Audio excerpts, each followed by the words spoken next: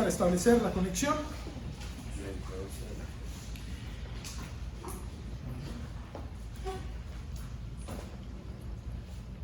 Muy buenos días, que Dios les bendiga rica y abundantemente. En esta mañana le damos gracias a Dios porque podamos llegar hasta sus hogares.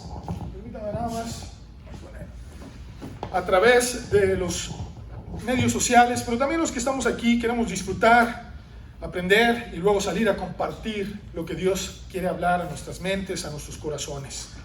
El día de hoy el sermón se titula La influencia de la fe. La influencia de la fe. Durante todo este mes, si usted no tiene sus lecturas, le invito por favor a que tome unas al salir. Estamos estudiando sobre el Evangelio, el mensaje de Dios que transforma la vida. Eso es lo que es Evangelios. El mensaje de Dios que transforma la vida de algo insignificante, algo que tiene valor, de algo que es malo a algo bueno. Ese es el mensaje de Dios. Y todos los que estamos aquí, hermanos y amigos, y los que nos ven por las redes, tenemos la oportunidad de que la palabra de Dios llegue a nuestras mentes y corazones de tal manera que impacte todo lo que está a nuestro alrededor. Sin duda, todos nosotros hemos tenido influencia de otras personas, como también nosotros hemos influenciado a otros.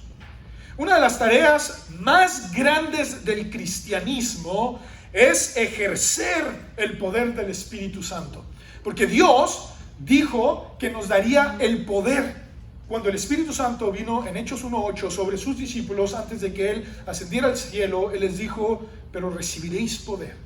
Y de la misma manera, nosotros tenemos el poder de Dios. Y es nuestro deber, es una tarea del cristiano ejercer ese poder todos los días para determinar o alterar la forma de pensar o de actuar de alguien que está a nuestro alrededor. Así has luchado quizás en tu matrimonio, quieres que cambie tu esposo, tu esposa, tus hijos, no has podido llegar a esa influencia que Dios quiere que tú tengas por medio del Espíritu Santo para que cambie y ya deje quizás la droga, la mala actitud, las tranzas, quizás esos malos negocios que están siendo influenciados en sus vidas, y tú y yo como cristianos tenemos el deber de ejercer en sus vidas el poder de Dios. Tus padres quizás en el trabajo, y queremos nosotros, hermanos y amigos, que les vaya bien. ¿Por poco no quiere usted que le vaya bien a sus hijos? Que le vaya bien en su hogar, en su matrimonio, que comience a disfrutar todo lo que ve, lo que come, de una manera agradable ante los ojos de Dios. Ese es el deseo de Dios. Y la influencia del Espíritu Santo es lo que quiere que nosotros hagamos en el cristianismo, siguiendo el ejemplo de Jesús. Las consecuencias, hermanos, las consecuencias de una influencia determinada, es decir, yo quiero influenciar de la manera correcta sobre mis hijos, en mi matrimonio, en mi trabajo, en mis negocios. Si yo tengo una influencia determinada, pueden ser de muy grande impacto. He escuchado ese dicho que dice, dime con quién andas, ¿y qué dice? Y te diré quién eres. ¿Lo identifican a usted como Cristo? ¿Como cristiano? ¿Anda usted con Cristo? De tal manera que le digan, él o ella es cristiano. Eso debería ser un impacto diario en nuestras vidas. La manera de reaccionar, la manera como vengo yo y le pregunto a esta persona, o cuando le sucede algo, cuando le roban, cuando le hacen una tranza, ¿cómo reaccionamos? ¿Nos identifican como cristianos? ¿O nos dicen, no, este es peor, igual o peor que yo? Este también hace sus tranzas, etcétera, etcétera. Nuestra fe, hermanos, es impactante. Sin duda alguna, las circunstancias que nos rodean tienen un impacto en nuestro ánimo y nuestro comportamiento. Pero nuestra fe es decisiva para enfrentar el mundo con la presencia y la ayuda de Dios. En 1 de Juan, capítulo 5, versículo 4, 1 de Juan 5:4, que leímos al principio, dice de la siguiente manera, porque todo lo que es nacido de Dios, todo lo que es nacido de Dios. Y el mismo Señor Jesucristo responde esta pregunta a un hombre llamado Simón. En Juan 3, ese pasaje que conocemos, ¿verdad? De Juan 3:16, él se lo estaba explicando a un maestro, a un rabí, a un conocedor de la palabra de Dios. Le dice, es necesario nacer de nuevo. ¿Y qué hace esta pregunta de este hombre? ¿Cómo puedo yo regresar? Tienes que nacer del Espíritu. Y primera de Juan dice 5:4, y esta es la victoria que ha vencido. Fíjense en qué tiempo está este verbo. ¿En qué tiempo está? Pasado. Ya ha vencido. Es un presente continuo. Así se hace. Ya pasó, pero es un presente continuo. Ha vencido nuestra fe. Al mundo, nuestra fe.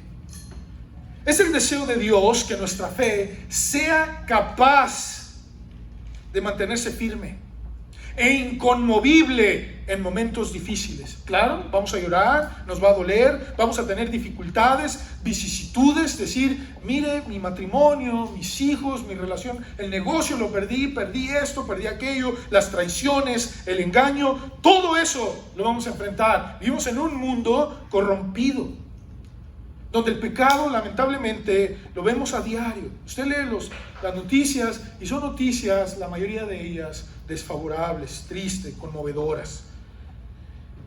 Pero nuestra fe es lo que Dios quiere que impacte al mundo, que avanza en la vida para disfrutar del poder de Dios.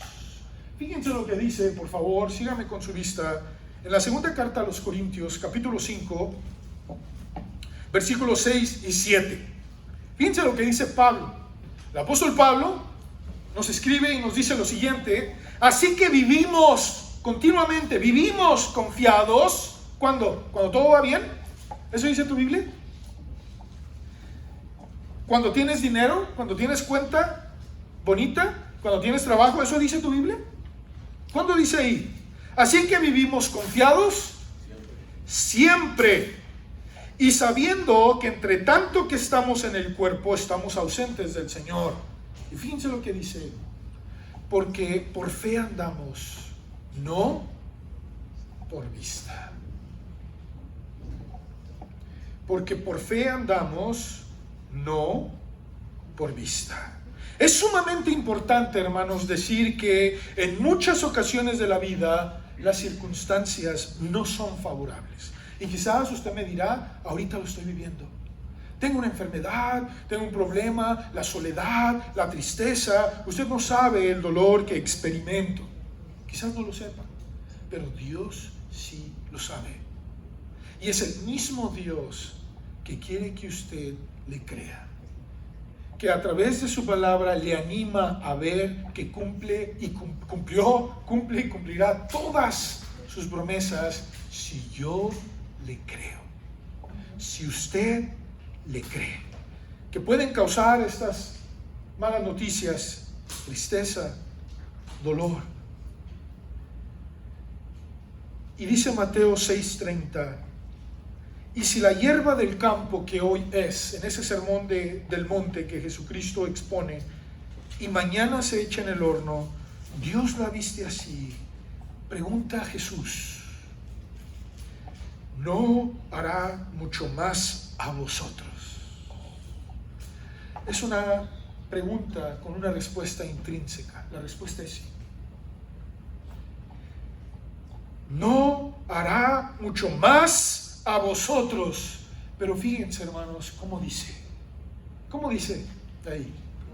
Hombres de poca fe. Qué impactante, hermanos, que Jesucristo utilice estas palabras. Bueno, quizás podamos decirle, sí, Señor, soy un hombre o una mujer, usted puede decir, de poca fe.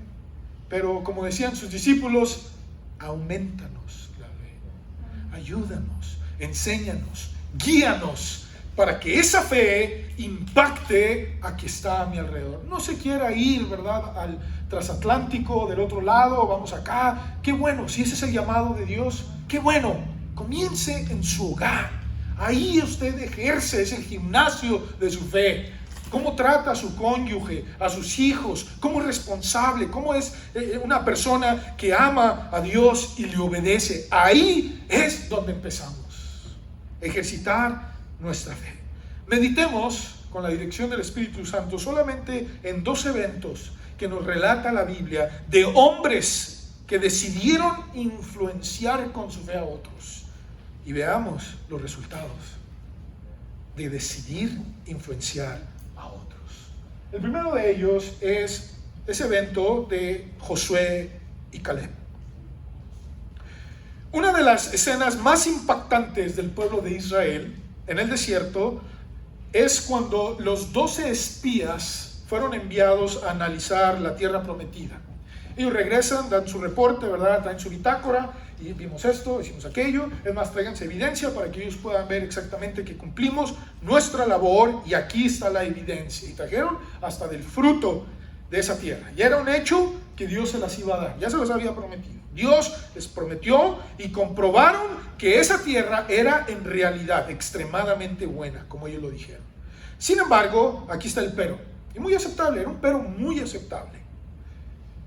Fue que ellos comparados, el pueblo de Israel, ellos comparados con las 7 naciones, como dice Deuteronomio 7:7, que iba a esas 7 naciones que habitaban esa tierra, ellos, el pueblo de Israel, eran insignificantes e impotentes. No tenían la capacidad ni estratégica, ni militar, ni las armas, nada para poder enfrentar a estos enemigos. Eso era algo muy real. Pero, oye, no podemos. Si es cierto, Dios prometió, lo vimos, aquí está la evidencia, pero no podemos. Y esta escena, hermanos, es muy semejante a nuestras vidas. Dios nos ofrece y promete vida en abundancia, nos ofrece gozo y paz. Pero ¿cuántos de ustedes ahorita pueden levantar su mano y decir, yo tengo paz en mi vida? Yo me acuesto y lo disfruto, duermo como un bebé, ¿verdad? Ronca como león y oso, pero duerme como un bebé.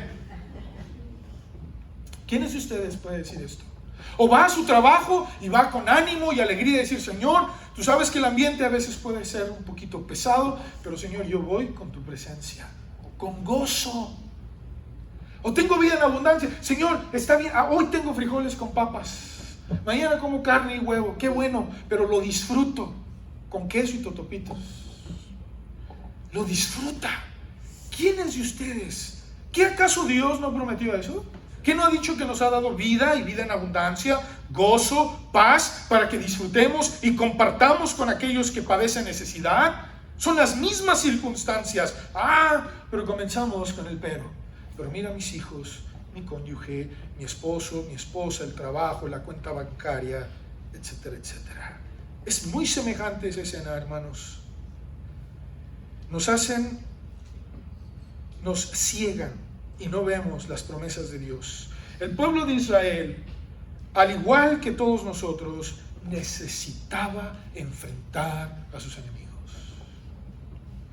El pueblo de Israel necesitaba enfrentar a sus enemigos. Dios les dijo, esta es la tierra y estas son las indicaciones. Y eran estrategias militares, hermanos, que no nos caben en la cabeza. No nos caben en la cabeza. Va y le dice Dios, Jesucristo, ¿verdad? A Josué. ¿Sabes qué, Josué? Ya después de unos años, ve y den 7 vueltas por 7 días al pueblo, a Jericó. Y en el 7º día, ¿verdad? Van a dar 7 vueltas y después de eso van a tocar trompeta y gritar. ¿Qué estrategia militar es esa? Oye, nos va a decir que estamos locos. Y los veían, ¿verdad? Desde arriba ven esta bola de locos. El sol ya les hizo daño. Y Dios les prometió que se le entregaría. ¿Y lo hizo o no? Lo hizo. Es un momento importante, hermanos, entender esto. Quizás nosotros no lo tenemos a esa magnitud, pero comenzamos a vivir diario. ¿Cómo enfrentamos con nuestra fe las promesas de Dios? El pueblo de Israel lo hacía con la dirección. Quiero que veamos algunos pasajes rápidamente donde ellos vieron esto. Aquí están. El primero de ellos se encuentra en Números 13:14. Números, capítulo 13, vamos al libro de Números para que veamos rápidamente lo que sucedió en ese momento y que tú y yo también vamos a tener que enfrentar, pero con la presencia y la dirección de Dios. En Números 13:14 dice la Escritura: Perdón, no es 13:14, es todo el 13 y todo el 14, no lo vamos a leer por cuestión del tiempo. Pero en la mayoría de las Biblias se encuentra este título: los israelitas se rebelan contra Jehová. Si usted lo tiene en su Biblia, muchas Biblias tienen títulos o subtítulos. Muchos de esos subtítulos, uno de ellos es: el pueblo o los israelitas se rebelan contra Jehová. Qué triste, ¿no? Es un tema muy delicado. Pero fíjense lo que dice, hermanos, los 25 al 33, rápidamente, 14, números 14, la influencia de estos hombres. Números 13, no lo voy a leer, me voy a brincar solamente algunos versículos clave. Dice, números capítulo 14,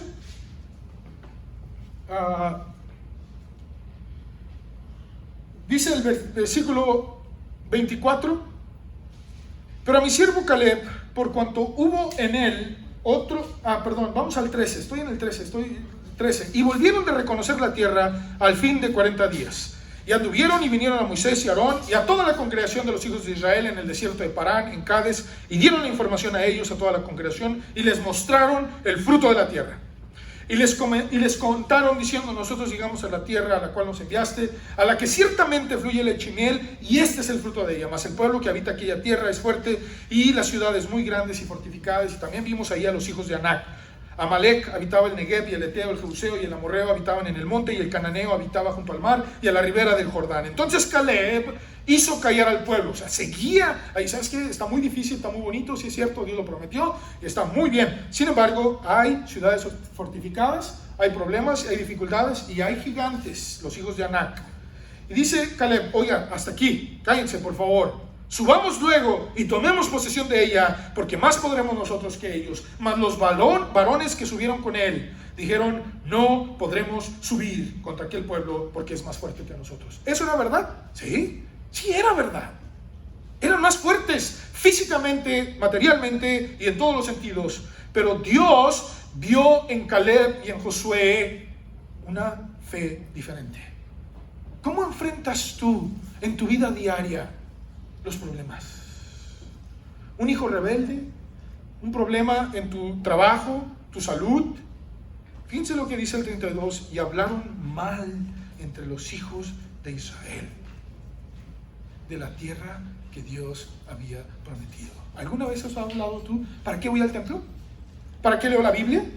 ¿Para qué le creo a Dios? Mira cómo me tiene, mira lo que me ha pasado, mira esto, mira aquello. Y hablaron mal contra lo que Dios les había prometido.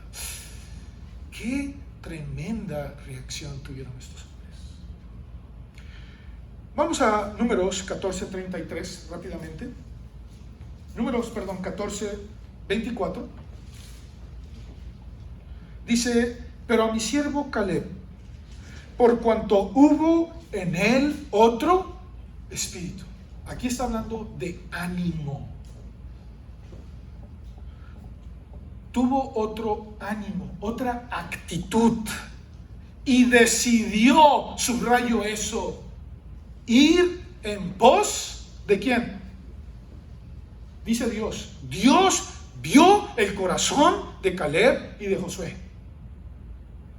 Decidió ir en pos de mí. ¿Qué dice ahí, hermanos? Yo le meteré en la tierra donde entró. Y fíjense, hermanos, qué tremenda el impacto de la fe de hombres que deciden seguir a Dios. Hombres y mujeres que deciden seguir a Dios. ¿Hasta dónde llega la bendición, hermanos? La descendencia. ¿No quieres que a tus hijos le vaya bien? Tú decide creerle a Dios. Tú decide ir en pos de las promesas de Dios. Las circunstancias tú no las puedes cambiar, es verdad. Quizás el abogado te va a decir: voy a ir contra ti. El juez te puede decir: te va a ir mal. Y esto aquí, y nadie puede hacer nada por ti. Pero si tú decides ir en pos de Dios, eres bendito, tú y tu descendencia. ¿Quién no quiere esto para su vida, hermanos y amigos? La decisión de creerle a Dios. Si usted lee estos versículos, por cuestión del tiempo, ¿verdad? No lo hacemos, pero se lo pongo ahí para que lo vea. Josué también les dijo: escuchen. Dice ahí en el versículo 6: y Josué, hijo de Nun, y Caleb, hijo de Jefone, que eran de los que habían reconocido la tierra, rompieron sus vestidos. Y le dijeron, escuchen, Dios nos la va a entregar. Pero fíjense lo 8, si Jehová se agradara de nosotros, Él mismo nos llevará a esta tierra y nos la entregará. No seáis rebeldes contra Jehová. Tú y yo, hermanos, estamos en la misma disyuntiva. ¿Qué vas a hacer hoy? ¿Le vas a creer a Dios? ¿O vas a continuar dejando que ese problema o esa circunstancia o ese temor te controle? ¿Cuál fue el resultado, hermanos y amigos? Bueno, solamente estos dos hombres, Josué y Caleb, entraron a la tierra prometida. Dice el versículo 38, pero Josué, hijo de Nun, y Caleb, hijo de Jefone, quedaron con vida de entre aquellos hombres que habían ido a reconocer la tierra. ¿Qué es lo que espera Dios de nosotros, hermanos? Que le creamos. ¿Le crees a Dios? En segundo y último lugar, quiero que veamos el evento de la fe de David. A diferencia de los resultados, hermanos, que experimentaron Josué y Caleb, porque nada más ellos quedaron vivos, obviamente su descendencia, de hecho Caleb, ¿verdad?, tenía 80 años y le dice a Josué, que era el capitán y el que se había quedado como líder, le dice, dame aquel monte, el monte de Efraín, yo voy y lo tomo. Y dijo Josué, ¿quieres otros hombres? Y vamos. No, yo y también mis hijos y mis yernos, nosotros lo tomamos, no se preocupen. Está bien, ve por él. Y dice la escritura que él a los 80 años, no se puede creer, hermanos. Obviamente era distinto, no me interprete, claro que era algo diferente, comían diferente, era todo muy diferente. Mi punto es que Dios le bendijo por creerle a Dios. Y David, hermanos, ahora vamos a David, con toda su fe depositada en Dios, impactó de tal manera la vida de muchos hombres que la Biblia los recuerda como los valientes de David. En la cueva de Adulam significa lugar de refrigerio, de tranquilidad en medio de aflicciones. David les mostró que una fe depositada en Dios transforma la vida. Vamos por favor al primer libro de Samuel, capítulo 22, los versículos del 1 al 5. Rápidamente, si me sigue con su vista, primer libro de Samuel, primero de Samuel 22, los versículos del 1 al 5, dice de la siguiente manera: yéndose luego David de allí, huyó a la cueva de Adulam. Hermanos, él era un reo de muerte. Su cabeza tenía precio. El mismo rey, su suegro, le había puesto precio a su cabeza. Lo perseguían, lo querían matar, él estaba huyendo y Dios lo estaba preparando para que fuera uno de los mejores reyes de Israel. Y dice la escritura que se fue ¿a dónde? ¿A dónde huyó? A la cueva de Adulam. Y cuando sus hermanos y toda la casa de su padre lo supieron, vinieron allá ante él. ¿Por qué? Porque también dijeron, y toda la familia también mátenla. Sigan a toda la familia. Imagínense, hermanos. O sea, él no podía trabajar, él no podía ir a ningún otro lado, tenía enemigos, sabían quién era, había vencido tantas cosas y lamentablemente no tenía a dónde ir. Y se fue a un lugar donde se refugiaban por cuestión de dolor. Fíjense quiénes estaban ahí. Vean nomás, ¿verdad? Los amiguitos que se juntó. Dice, y se juntaron con él, ¿quiénes? Todos, hermanos, los afligidos. Y todo el que estaba endeudado. Y todos los que se hallaban en amargura de espíritu. ¿Qué compañía tenía David? Y fue hecho jefe de ellos. Y tuvo consigo, fíjense cuántos había ahí, hermanos, en esa cueva. Era una cueva muy grande. 400 hombres. ¿Y cómo estaban todos ellos, hermanos y amigos? Endeudados, afligidos, sin deseo de vivir. Ahí estaban, en esa cueva. Aquí nos vamos a quedar, aquí nos vamos a morir, ¿verdad? Nadie ya nos quiere. Y si salimos nos cobran impuestos, está peor la vida, ya para qué salir a vivir. Y este hombre, hermanos, David, hizo de esos hombres valientes. ¿Cómo lo hizo? ¿Qué fue lo que hizo David para que sacara a ese pueblo, a esos hombres, de esa tierra, de esa cueva? Dice la Biblia que David les mostró que una fe depositada en Dios, hermanos, lo escuchaban cantar, lo escuchaban orar. Les decía, vengan, quiero enseñarles los que escribí. Mi alma está angustiada. Oh, Señor es mi escudo, Él está conmigo. No temeré a quien me pueda hacer el hombre. Señor, escudriña mis corazones. ¿Qué hizo David? Se la pasó. Vénganse, es más, como yo soy su jefe, yo voy a llorar más. Como yo soy su jefe, voy a ser peor que todos ustedes. ¿Eso hizo David? Entonces, ¿por qué hacemos nosotros eso en la casa, hermanos? Ya me voy a dar por vencido. ¿Para qué leer la Biblia? ¿Para qué creerle a Dios? Y no te ven de rodillas. No te ven orando. Y te ven igual, ¿verdad? Maldiciendo, haciendo cosas malas. En vez de ir a Dios y decirle, Señor, yo quiero sacar mi vida, mi familia, mi hogar, mis negocios de la cueva de las aflicciones. ¿Están todos afligidos? ¿Todos endeudados? ¿Todos así? Vamos al frente. Vamos a creerle a Dios. Y si le creemos a Dios, vamos a salir valientes. Es lo mismo que Dios quiere que hagamos hoy. David, su vida y la de su familia estaba en peligro. Lo peor de Israel, hermanos, se unió a él. Y David no los desechó. Estos son bola de llorones, ¿verdad? Todos los amargados. Eso hizo David. Yo les ayudo. Hasta lo hicieron jefe. Y tú con 2, 3, ¿verdad?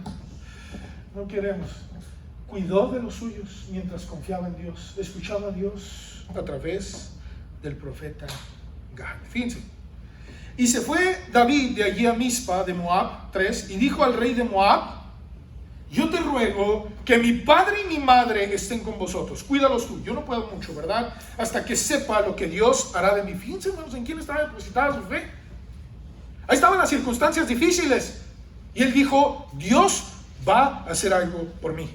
Lo trajo pues a la presencia del rey de Moab y habitaron con él todo el tiempo que David estuvo en el lugar fuerte. Pero el profeta Gad dijo a David, no te estés en este lugar fuerte, anda y vete a tierra de Judá. Y David se fue y vino al bosque de Aret. Dios le hablaba, Dios lo guiaba y él le creía. Quiero que veamos, hermanos, ya con esto terminamos, el impacto que David tuvo sobre estos hombres. En Primero de Crónicas 11:10 dice de la siguiente manera, estos son los principales de los valientes que David tuvo. Y fíjense, ¿qué hicieron esos hombres, hermanos? Y le ayudaron en su reino con todo Israel para hacerle rey sobre Israel, conforme a las palabras de ¿quién? Dios le había dicho a David, yo te ayudo.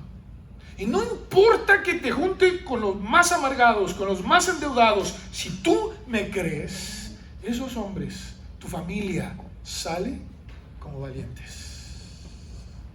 ¡Qué tremendo mensaje! El principio es, se necesita un hombre o una mujer de fe. ¿Quién es esa persona? ¿Eres tú en tu casa? ¿Tienes tú la responsabilidad de decir, Señor, estoy harto de todo esto lo que está pasando en mi vida, no sé qué hacer, pero vengo y me postro delante de ti y tú has dicho que me vas a ayudar. Tú dijiste que ibas a estar conmigo, Señor, y yo lo creo. ¿Qué hago? ¿Qué hago? Dice segundo de Samuel, vamos a segundo de Samuel 23:13. Y 3 de los 30 jefes descendieron y vinieron en tiempo de la siega David en la cueva de Adulam, y el campamento de los filisteos estaba en el valle de Refaim. No lo voy a leer porque estoy en el tiempo, pero David se acordó de aquella cueva de Adulam y le gustaba mucho tomar de un agua de ese pozo cerca de ahí, y él dijo, ¿quién me diera a beber de esa agua? Y 3 hombres, y ahí dice los nombres, dijeron, nada más escucharon a David, se me antoja esa agua. ¿Sabe qué hicieron estos hombres? Fueron y enfrentaron a los filisteos, nada más para sacarle agua y llevársela a David.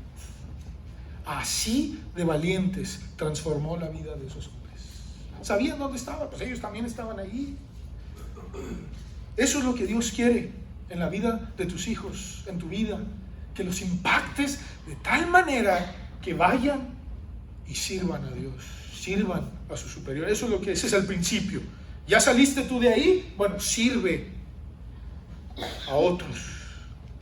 Primero de Crónicas 12:8. Primero de Crónicas 12:8. No, tú no sabes lo que va a suceder el día de mañana. No sabemos cuánto vaya a subir, quizás la escasez que vaya a haber, lo que están pronosticando. Y Dios dice, no confíes en eso.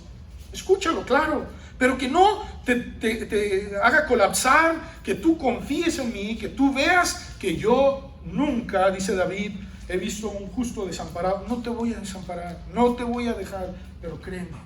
Y dice primero de Crónicas 12, versículo 8, también de los de Gad huyeron y fueron a David, al lugar fuerte en el desierto, hombres de guerra, muy valientes para pelear. Fíjense cómo eran después esos hombres, diestros con escudo y pavés. Sus rostros eran como rostros de leones y eran ligeros como las gacelas sobre las montañas.